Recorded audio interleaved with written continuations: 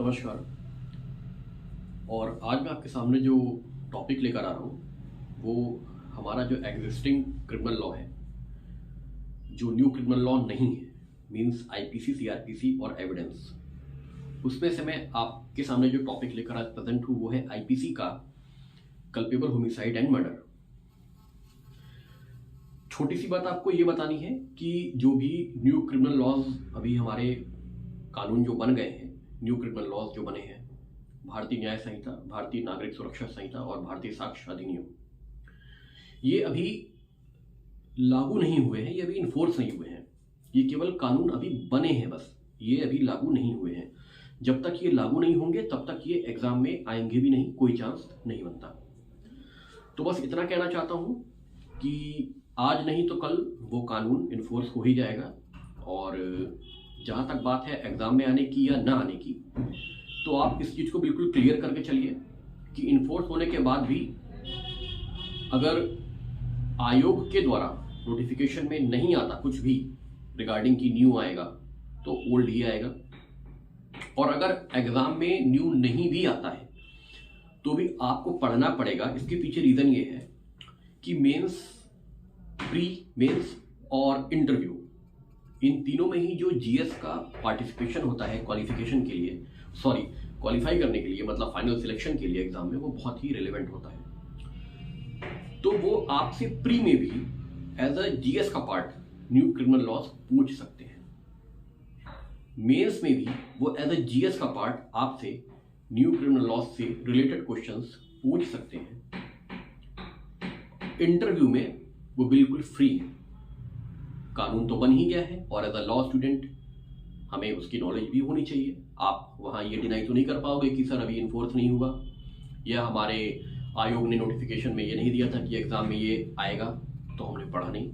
तो इसलिए एक सिंपल सा लॉजिक ये बता रहा हूँ कि आप लोग जो न्यू क्रिमिनल लॉज है उसको साइड बाय साइड थोड़ा थोड़ा पढ़ते रहिए, बहुत ज़्यादा प्रेशर लेने की ज़रूरत नहीं है। और जो आपके अभी एग्जिस्टिंग क्रिमिनल लॉज हैं जो ऑलरेडी इन्फोर्स्ड हैं, आईपीसी, सीआरपीसी और एविडेंस, उसको आप लोग पूरी मजबूती से अच्छे से पढ़िए, क्योंकि एग्जाम में जब तक कि कुछ नोटिफाई नहीं होगा ये ही आएंगे। ठीक है, तो मैं आज आप लोगों के साथ आईपीसी का कल्पेबल होमिसाइड एंड मर्डर का जो टॉपिक है वो लेकर प्रेजेंट हो रहा हूं, और मैं इसको आज बोर्ड पे रिप्रेजेंट करूंगा। टॉपिक को कोशिश करूंगा कि कम शब्दों में बहुत क्लियरिटी आ सके। ठीक है, तो चलिए अपने टॉपिक की ओर पढ़ता हूँ। तो मैंने ऑलरेडी हेडिंग डाली हुई है, कल्पेबल होमिसाइड, आईपीसी 299 में ये प्रोवाइड है। अब मैं टॉपिक को आगे बढ़ाता हूँ। जैसे जैसे मैं कर रहा हूँ उसी हिसाब से अगर आप लोग नोट करेंगे तो क्लियरिटी ज़्यादा होगी। तो चलिए, यहाँ पे आप लोगों को लिखना है, यहाँ पे लिखना है आपको एक्ट। ठीक है, अब आप लोगों को एक्ट लिखने के बाद एक बाइफर्केशन कर दो,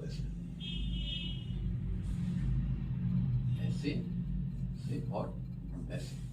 ठीक है, अब एक ये पर्सन है और ये एक एक्ट करता है। कोई व्यक्ति एक एक्ट करता है। वो एक्ट कैसे करता है? विद इंटेंशन कर रहा है। कैसे करता है? With intention. ठीक है, उसकी इंटेंशन है। उसकी इंटेंशन क्या है? To cause death. बहुत सिंपल सी बात है भाई। एक आदमी की इंटेंशन क्या है? किसी आदमी की डेथ करने की, किसी आदमी का मर्डर करने की, हत्या करने की। ठीक है, मैंने यहां मर्डर का नाम क्यों लिया वो आपको मैं बता दूंगा अभी, जबकि पढ़ा रहा हूं आपको कल्पेबल होमिसाइड, लेकिन मर्डर वर्ड निकला है तो उसका कुछ रीजन है। तो एक पर्सन है, उसने एक एक्ट किया विद इंटेंशन के साथ, वो एक्ट किया और किसी व्यक्ति की डेथ कॉज कर दी। ठीक है, ये मैंने इसलिए यहां पे मर्डर का नाम लिया क्योंकि मैं पढ़ा भले कल्पेबल होमिसाइड रहा हूं, लेकिन मर्डर मैंने इसलिए बोला क्योंकि मर्डर का भी जो ये एलिमेंट है वो कल्पेबल होमिसाइड और मर्डर का बिल्कुल सेम है, उसमें कुछ भी डिफरेंस नहीं है। ठीक है, आगे देखिए। एक पर्सन एक्ट करता है, ठीक है, वो करता है विद इंटेंशन। यहां भी कर रहा था, विद इंटेंशन यहां भी कर रहा है, तो डिफरेंस क्या है बताता हूं। यहां पे इसकी इंटेंशन थी कि डायरेक्ट मर्डर, डेथ कर देना, किसी व्यक्ति की डायरेक्ट डेथ कॉज हो जाए, इसका इंटेंशन ये था। यहां पे इंटेंशन क्या है? To cause bodily injury, bodily injury करने की उसकी इंटेंशन है। और उस बॉडली इंजरी से क्या हो जाए? लाइकली टू कॉज, वर्ड्स पर थोड़ा ध्यान दीजिएगा, likely to cause now death. ठीक है, तो यहां पे एक व्यक्ति ने एक्ट किया और उस व्यक्ति की इंटेंशन थी कि केवल डेथ करना है, ना बॉडली इंजरी करना है, ना ही उसे किसी प्रकार की नॉलेज है। सिंपल सा आशय है, किसी व्यक्ति को शूट कर देना है उसके हेड पे, जिससे कि डायरेक्ट डेथ हो जाए। ठीक है, पहला ये। दूसरे में वो व्यक्ति एक्ट कर रहा है, इंटेंशन के साथ कर रहा है, लेकिन उसकी इंटेंशन क्या है कि एक ऐसी बॉडली इंजरी करी जाए जिससे कि ये संभावना है कि उस व्यक्ति की डेथ हो जाएगी।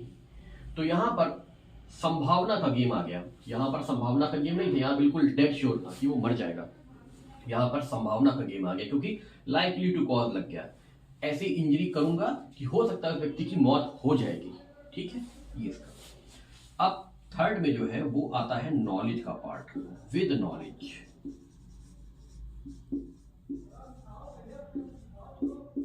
देखिए, यहां पे नॉलेज नहीं थी, यहां पर नॉलेज नहीं थी, यहां पर बात हो रही है नॉलेज की।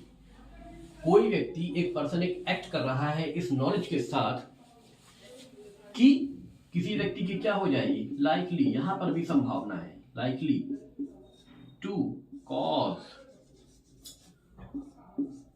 डेथ। तो देखिए, इसमें बिल्कुल डेथ श्योर है कि उस व्यक्ति की डेथ हो जाएगी, उस इंटेंशन के साथ कर रहा है कि उस व्यक्ति की डेथ हो जाएगी। यहां पर और यहां पर संभावनाओं का गेम अपार है। यहां पर ऐसा कुछ फिक्स नहीं है कि उस व्यक्ति की डेथ हो ही जाएगी या नहीं ही होगी। डेथ, जो यहां पे वर्ड यूज हो रहा है हर जगह, डेथ डेथ। चूंकि कल्पेबल होमिसाइड और मर्डर में एक चीज तो कंफर्म होती है कि डेथ तो होगी ही, लेकिन डेथ किन किन कंडीशन में हो रही है और किन किन कंडीशन को मिलाकर कल्पेबल होमिसाइड बनता है, बात ये है। भाई, आपराधिक मानव हत्या, ठीक है, तो ये क्या है? विद इंटेंशन डायरेक्ट डेथ करने की थी, यहां पे विद इंटेंशन बॉडली इंजरी की डेथ हो सकती है, संभावना है, और यहां नॉलेज है कि मैं ऐसा एक्ट कर रहा हूं इससे किसी व्यक्ति की डेथ हो सकती है। ठीक है, तो ये एग्जाम पॉइंट ऑफ व्यू के लिए आपका एकदम परफेक्ट आंसर है। कम शब्दों में आप इस तरीके से चार्ट बनाकर भी रिप्रेजेंट कर सकते हैं, नंबर अच्छे मिलेंगे। आप लोग इसको नोट कर सकते हैं, मैं इसका पीडीएफ डिस्क्रिप्शन लिंक पे प्रोवाइड भी कर दूंगा, आप उसको भी देख सकते हैं। अब मैं बढ़ता हूं मर्डर की तरफ।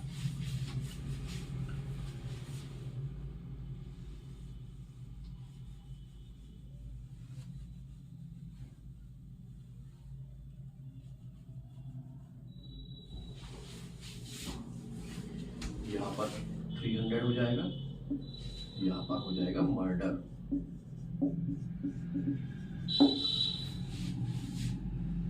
ठीक है,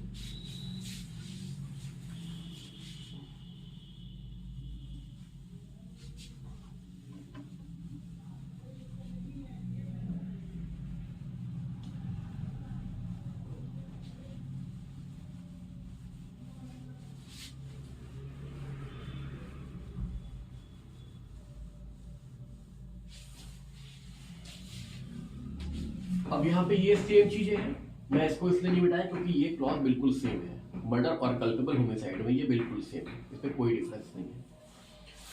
अब चेंजेस आएंगे आगे, वो क्या है देखिए। पर्सन ने एक्ट किया विद इंटेंशन किसी व्यक्ति की डेथ करने के लिए, पर्सन ने यहां पे विद इंटेंशन, अब यहां पे नॉलेज भी ऐड हो गई सेकंड वाले में, यहां पे नॉलेज क्या हो गई, ऐड हो गई, बाकी सब सेम है। क्या करना है, जैसे कल्पेबल होमिसाइड में था, टू कॉज बॉडली इंजरी,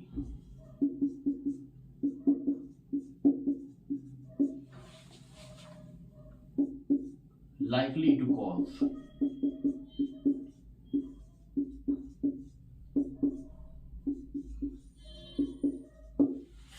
आप लोगों को याद हो कल्पेबल होमिसाइड में कंडीशन बस कल्पेबल होमिसाइड में और यहाँ मर्डर में कंडीशन बस ये चेंज हुई है कि यहाँ पे नॉलेज जो है वो ऐड हो गई है, ध्यान दीजिएगा, बाकी सब कुछ सेम है, कुछ नहीं बदला। ठीक है, अब आते हैं नेक्स्ट पे। थर्ड वाले में भी विद इंटेंशन ही कर रहा है।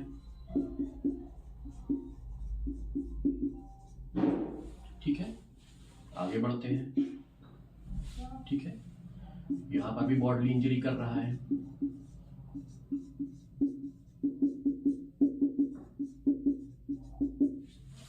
ठीक है, अब यहां पे चेंजेस आएगा। यहां पर थी संभावना, लाइकली टू कॉज मीन्स होती है संभावना से भरा हुआ, होगी या नहीं होगी, लेकिन यहां पे जो वर्ड आएगा वो है सफिशिएंट टू कॉज डेथ। यहां पर बिल्कुल निश्चित हो गया है कि किसी व्यक्ति ने इस इंटेंशन के साथ बॉडली इंजरी करी है कि डेथ तो हो ही जाएगी, बिल्कुल निश्चित है। यहां संभावना थी, यहां फिक्स है। आगे बढ़ते हैं। अब यहां पे विद नॉलेज, अब यहां पे नॉलेज का गेम शुरू हो गया, इंटेंशन का गेम खत्म। विद नॉलेज, विद नॉलेज क्या करता है, किसी एक्ट को करता है विद नॉलेज। वो एक्ट कैसा है, सो इमिनेंटली डेंजरस, सो इमिनेंटली डेंजरस है। ठीक है, कि in all probability, in all probability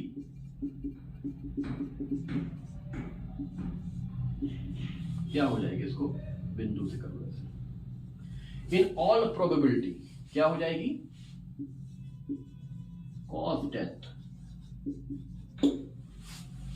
यहां पर भी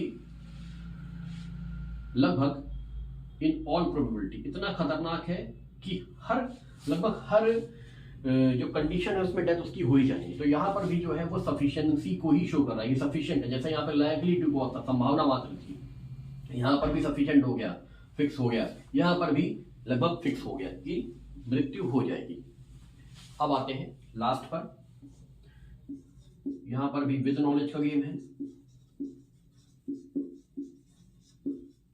आप लोगों को क्लियर दिख रहा होगा। ठीक है, अब लास्ट वाले में भी ज्यादा चीजें होगी नहीं। सो इमिनेंटली डेंजरस, इसमें भी सेम है।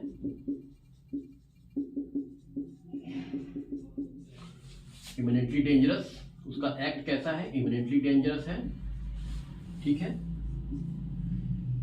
इमिनेंटली डेंजरस एक्ट है, उसने यहां पर बॉडली इंजरी भी करी है।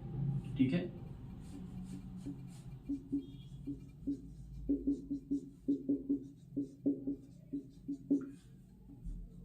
पॉइंट 2 पॉइंट 3 पॉइंट, जो क्या कर सकता है, in all probability, in all probability.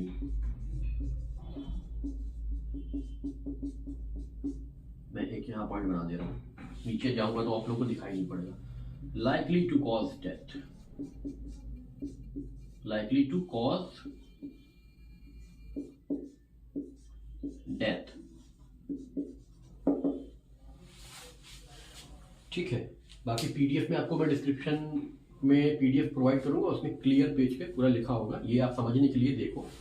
ठीक है, तो देखो अब ये मर्डर वाली बात है, इसमें विद इंटेंशन, एक पर्सन कोई एक्ट करता है विद इंटेंशन डेथ करने के लिए डायरेक्ट, एक पर्सन एक्ट करता है, इंटेंशन तो है लेकिन इंटेंशन कैसी है, बॉडली इंजरी करने की, जिससे कि लाइकली टू कॉज, संभावना है कि डेथ हो जाएगी।